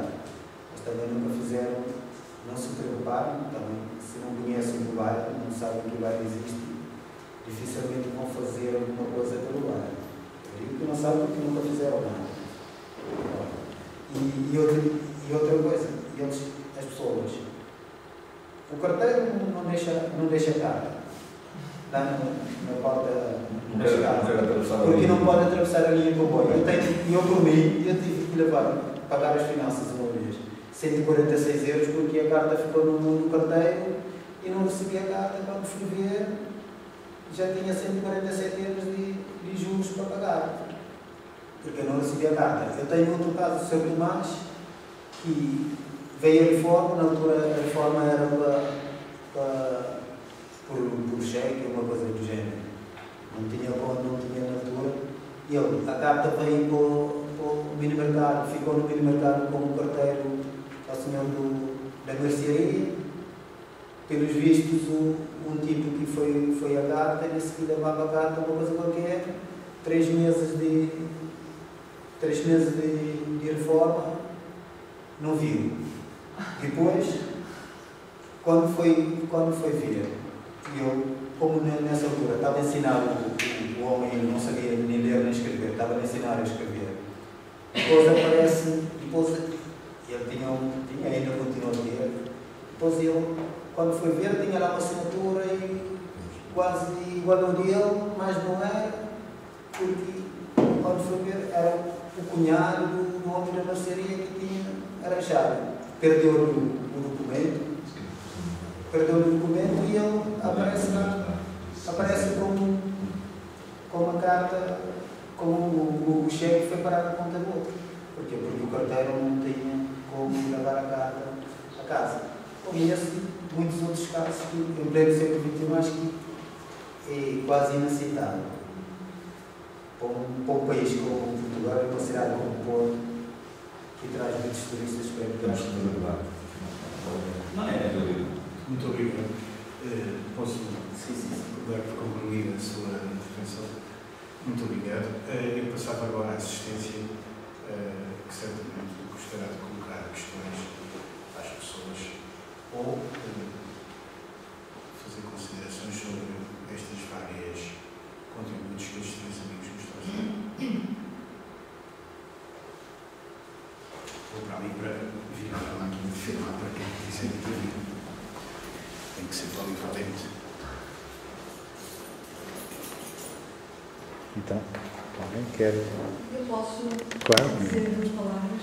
Gostei muito de ouvir este painel. Cheguei um bocadinho atrasado, eu peço desculpa, mas foi complicado chegar cá. Eu só gostava de fazer 2 ou 3 comentários e depois também, se calhar, colocar uma questão. O primeiro comentário seria relativamente àquilo que eu ouvi do primeiro orador, mas que eu acho que o segundo orador também focou de alguma forma. Que é esta ideia de que os humanos não têm atributos, não é? Esta ideia radical de que os humanos não teriam uma natureza. Ora, hoje em dia nós já sabemos, e eu sou psicóloga, portanto eu gostava de já anunciar a minha formação, os meus interesses vão muito para a biologia do comportamento, para a etologia. E, portanto, de facto, nós sabemos que o humano tem uma natureza. E tem uma natureza que até é bem previsível.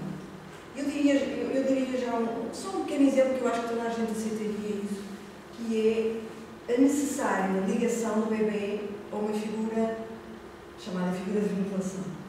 E se este bebê não tiver esta figura de ligação, tem que ser uma figura com alguma permanência e que lhe faz um conjunto, que tem com ele um conjunto de cuidados. Este bebê até pode estar bem alimentado, até pode estar muito bem tratado, mas vai morrer. E vai morrer com uma depressão. Mas vai morrer. E nós sabemos isto porque, infelizmente, isto aconteceu nos anos 50, foi observado. E, portanto, nós temos uma natureza. Eu podia falar de muitas outras coisas. Os vínculos afetivos dos humanos entre nós.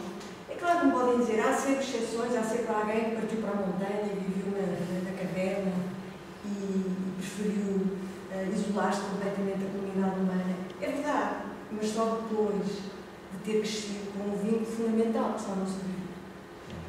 E depois temos o nosso desejo ético, que é como viver bem. Eu acho que isto também é um desejo, eu diria que é, nós chamamos de ético na nossa tradição ocidental, etc.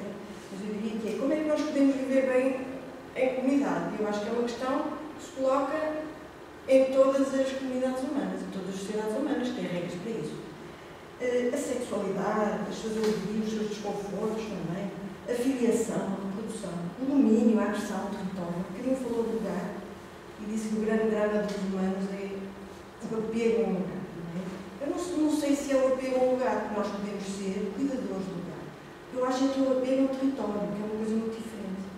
Quando o lugar se transforma em território, nós tornamos donos desse território. Se ele é um lugar, nós podemos estar a habitá-lo, sabendo que ele vai ser de outros depois de nós. Pronto, isto seria o meu primeiro comentário, que eu acho que é importante fazê-lo.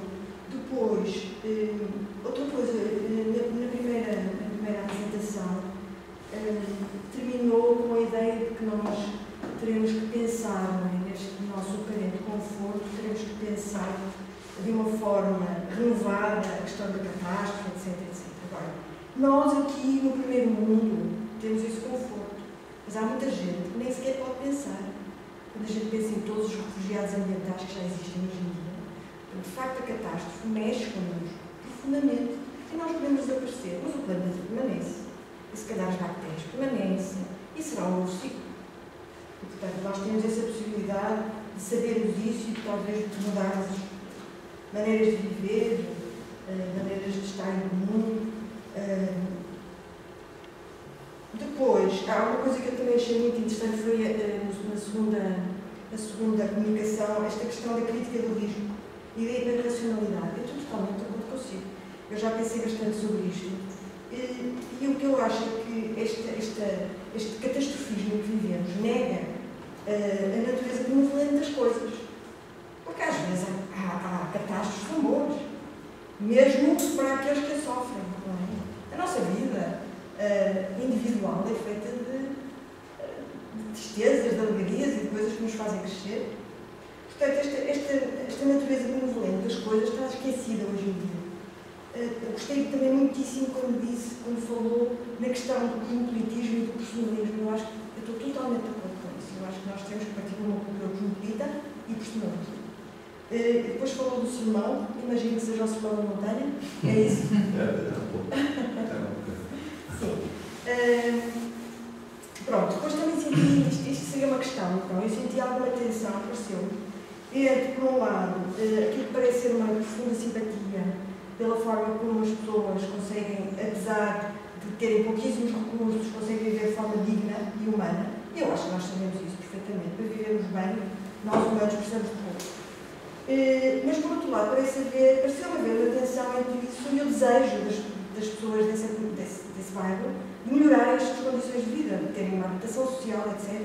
E, portanto, vão necessariamente entrar dentro da grande máquina capitalista, não é? Como é que pensa sobre isso? E depois, finalmente, só para dizer que eu acho que, apesar de poder ter havido alguma contradição ou alguma tensão entre os dois oradores, eu acho que não. Eu acho que os dois estão a falar a mesma coisa e os dois acabam de uma forma muito interessante. O cuidado da alma, não é?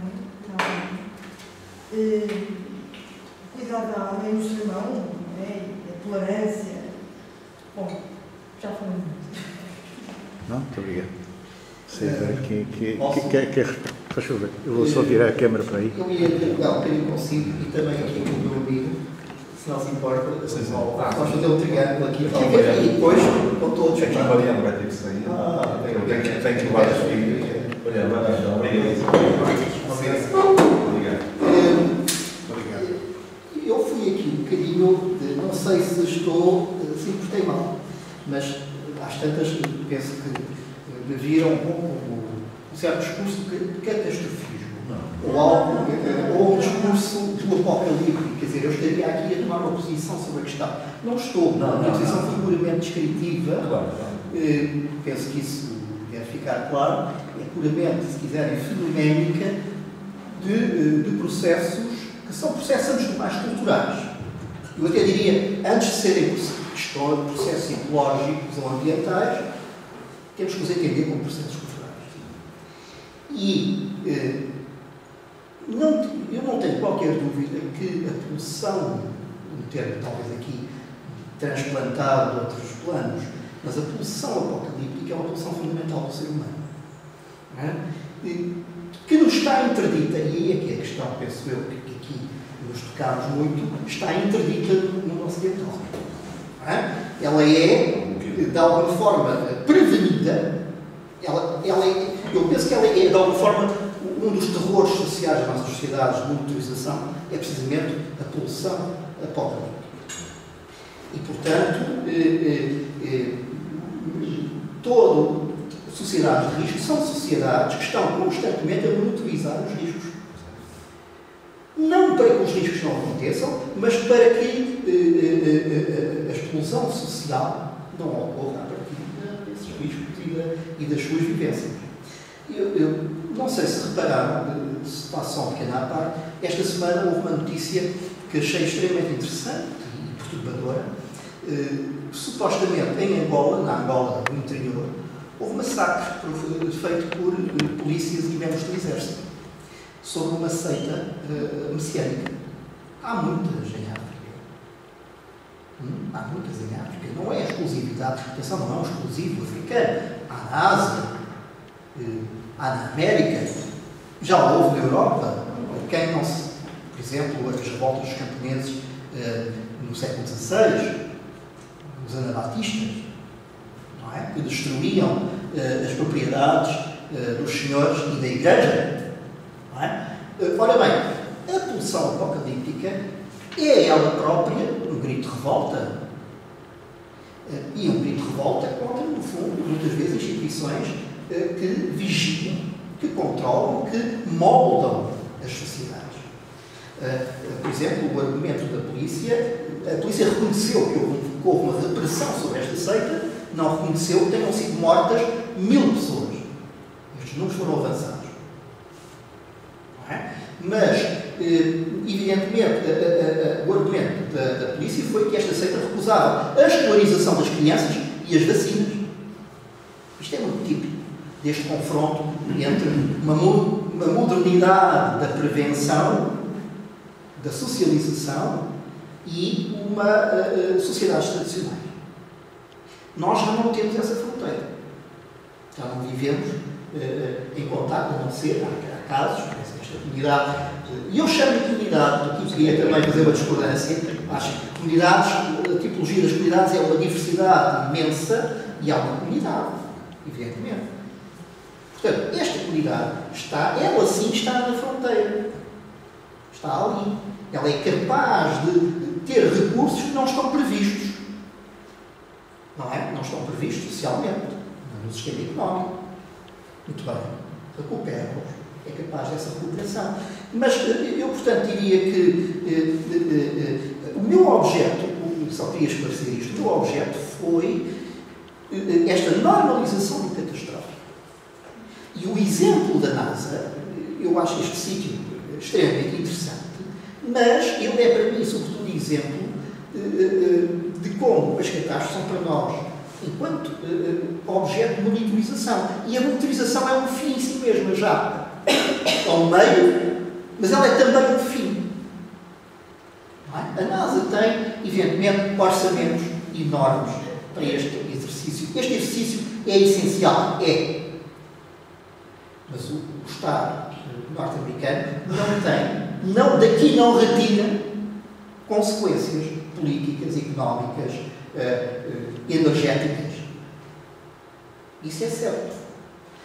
Aliás, se quem acompanha os debates nos Estados Unidos sabe que existe uma palavra mágica, quer para os opositores da indústria do petróleo, quer para os seus defensores.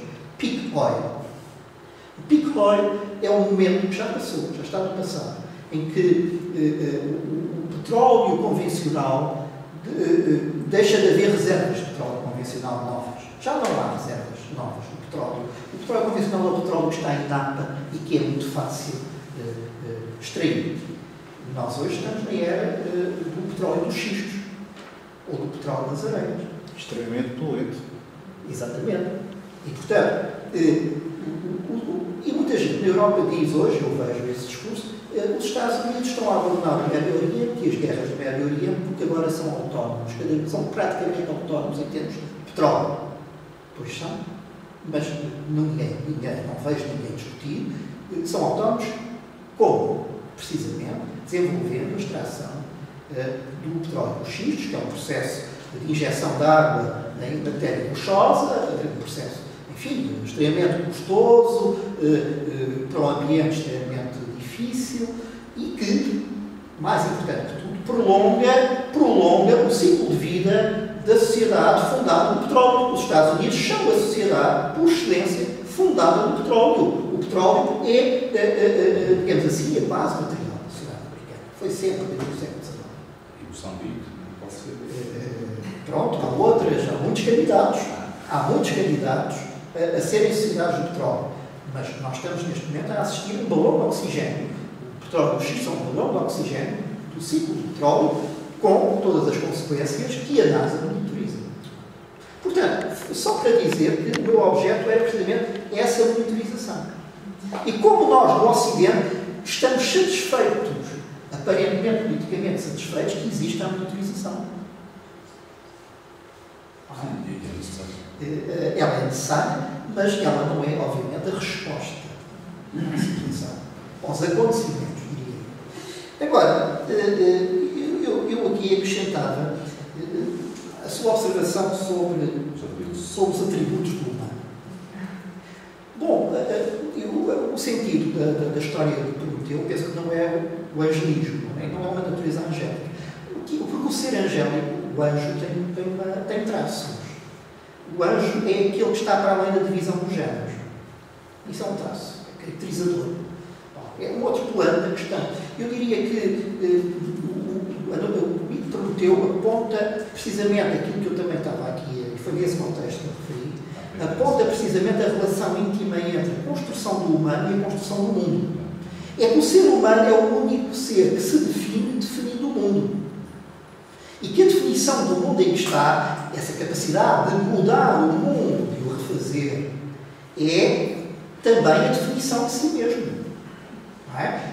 Os outros seres vivos, em princípio, têm mecanismos filogenéticos de adaptação ao meio ambiente, ao seu mundo, àquele mundo. Ora, ou então, de uma forma genética muito mais custosa, podem ir adaptando-se lentamente, mas a maior parte das espécies não sobrevive à mudança do meio ambiente.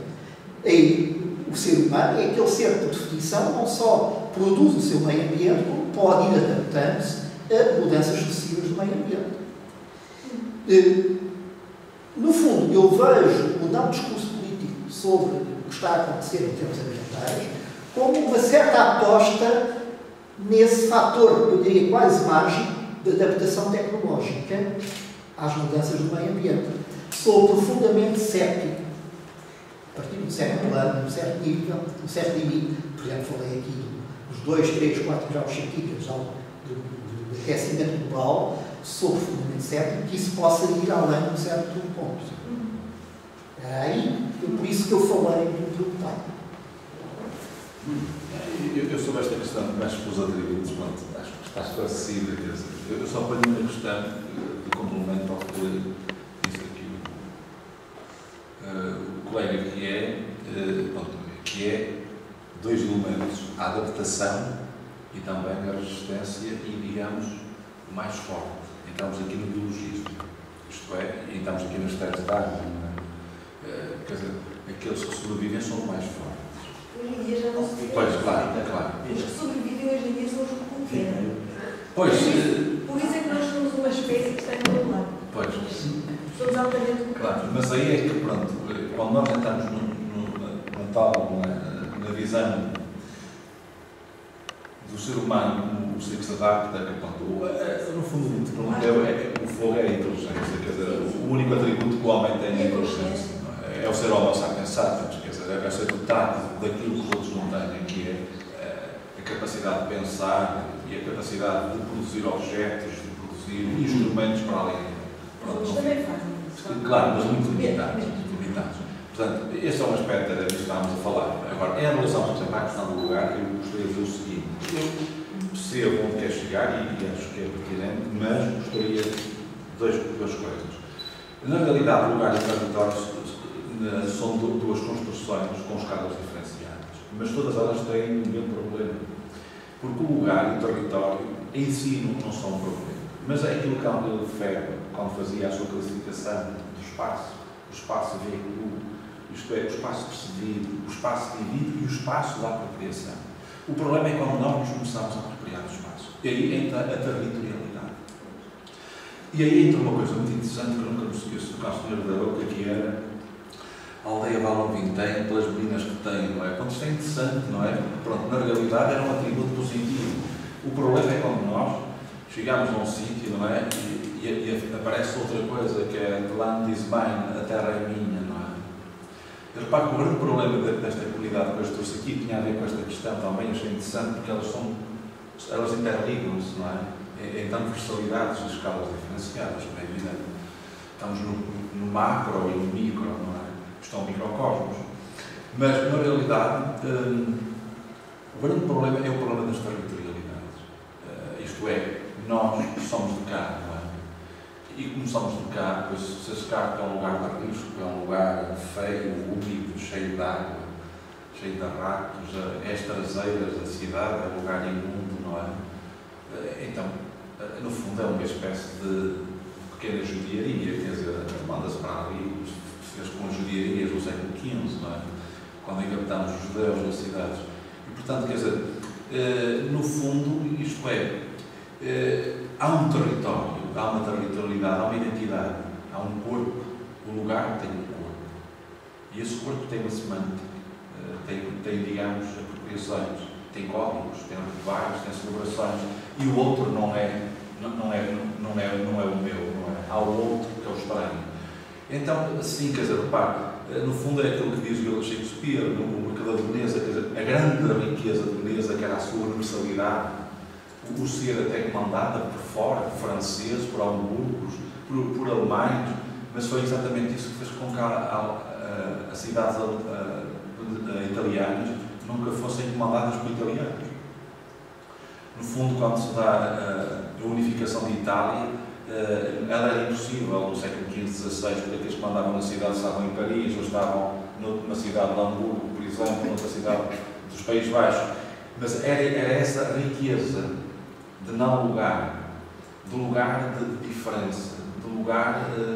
Repare, eu tenho aqui uma frase e cito, o Foucault chama isto mais uma palavra muito simpática, mas que é terrível, que é a modalidade pastoral de poder. O grande problema é exatamente esse, a tal biologia de poder, não é? Tal era interessante poder falar sobre isso. Mas na realidade esta modalidade pastoral do poder, não é? Ou estas engenharias da moralidade, como alguns sociólogos da escola atual querem classificar, agora o problema é quando há uma pastoral de poder que representa um lugar e uma comunidade, um povo. E esta gente, quando chega, são os outros, são os estranhos. O problema é que nós não temos um limes, não é? Como tinham um Império Romano. Nós temos aquilo que não queremos. E, portanto, conforme nós deixamos a máquina de café, porque já temos outra melhor, e abandonamos junto ao contentor, e o outro que não a tenha vai buscar e vai ritualizar, nós também abandonamos o solo urbano que não é classificado, que não tem identidade positiva, que não tem carga simbólica, que não faz parte desta pastoral coletiva, que somos nós, e portanto os outros podem nos usar até nós podemos reivindicar esse espaço. O professor Ventura... Exatamente. O professor Ventura Sousa Santos vai estudar num bairro que é o Skyline, na zona do Brasil. E o Skyline o que é? É uma espécie de quilombo. Os quilombos estão quilombo, não é? O Ribão, os africanos, os pretos, fugiam e criavam pequenas comunidades em zonas de pântano, onde havia doenças, pestes, onde havia riscos, e portanto ninguém queria habitar esses espaços. O Skyline, ao fim de 3 séculos, transforma uma zona pantanal inabitável num espaço habitável e com muitas mais-valias económicas. E o problema é esse, é quando aquilo isto é, o outro sou eu. O nome é o satélite. É exatamente o satélite. Não é? O problema é quando o satélite vira exatamente a planeta, habitar. E, portanto, eu já estou interessado nele. Isto é, eu deixo aquela comunidade estar lá enquanto aquilo não me interessa. Quando me interessa, vou lá e, digamos, faço a captura, não é? Vou capturar aquilo que é meu. Não é? No fundo, quando falo da questão do corpo, no fundo é isto, quer dizer, eu tenho um corpo, mas às vezes nós nem valorizamos o nosso corpo. Mas quando o outro deseja o corpo, nós estamos, o corpo é meu, não é? Afinal,